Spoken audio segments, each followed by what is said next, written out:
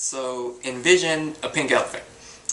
Before the image is even present in your mind, you must intend to think it, or you must will that process to take place, resulting in the image. So what that means is your understanding of the image itself is actually contained within the act of your willing it to be present in your mind.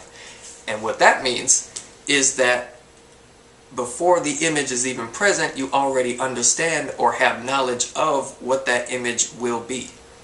So before the image is an image, you know what that image will be, and you must know what that image will be, otherwise you could not create it. This means that understanding itself is actually an experience of knowing, and the information itself, which is that which is known, is actually something that is brought forth from another part of the experience of whom and what you are. The experience of understanding, which comes before the image, in this case a pink elephant, even is present in your mind, is where knowledge comes from. So knowledge itself is based in an experience that is an aspect of your consciousness.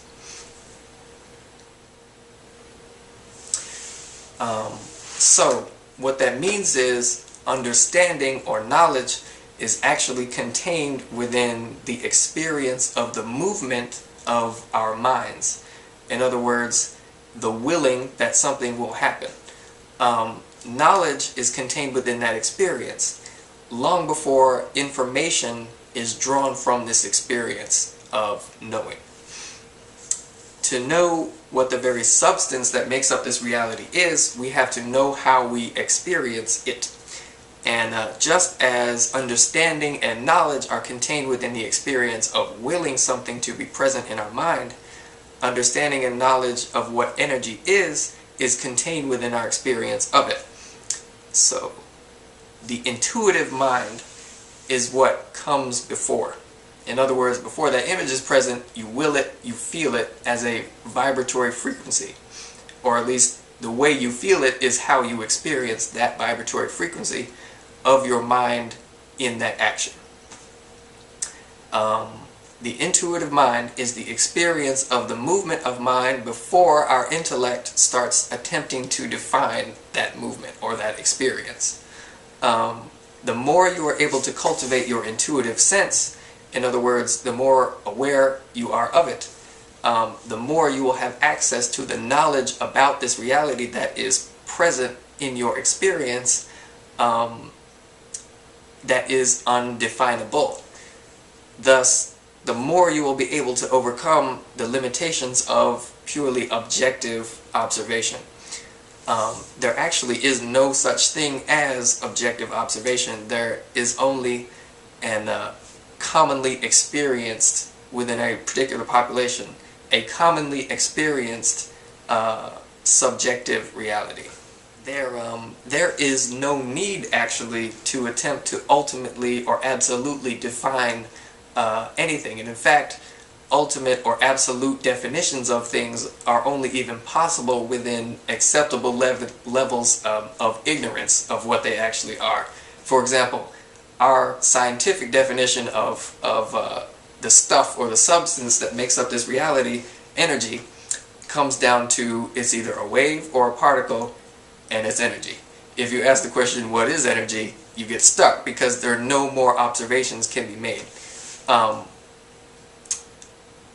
So what that means is we only need to have knowledge, which is experience, of the reality of whom and what we are.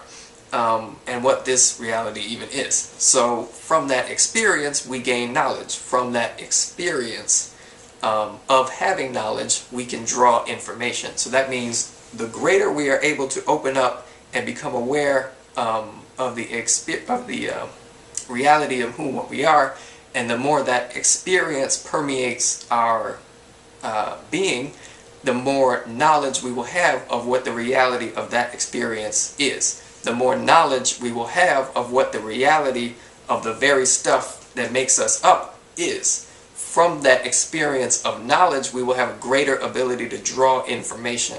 But it is required that we have a greater experience of it first in order to be able to more accurately describe it. Feel yourself make a conscious movement with your will.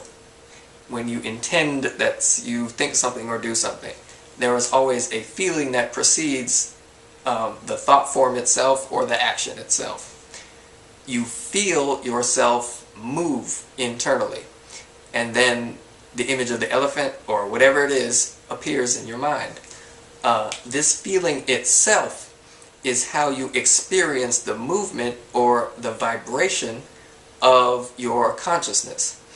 When you make a movement with your will internally, in other words, for example, when you say things like you take your thinking in a new direction, when you make that internal movement with your will, you experience the vibration of that movement.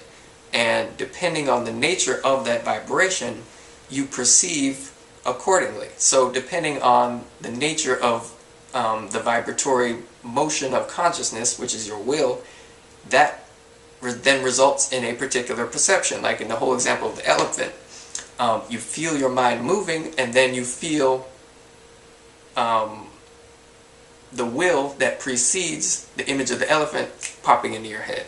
So contained within that experience of willing is knowledge of what that image, the elephant, will be before it is even an image. So you experience everything about this reality in your mind or your consciousness. The very stuff that forms this reality, us, is the energy of mind itself. Energy is consciousness in movement. Reality is made up of energy and the movement of this energy. And all movement is vibration.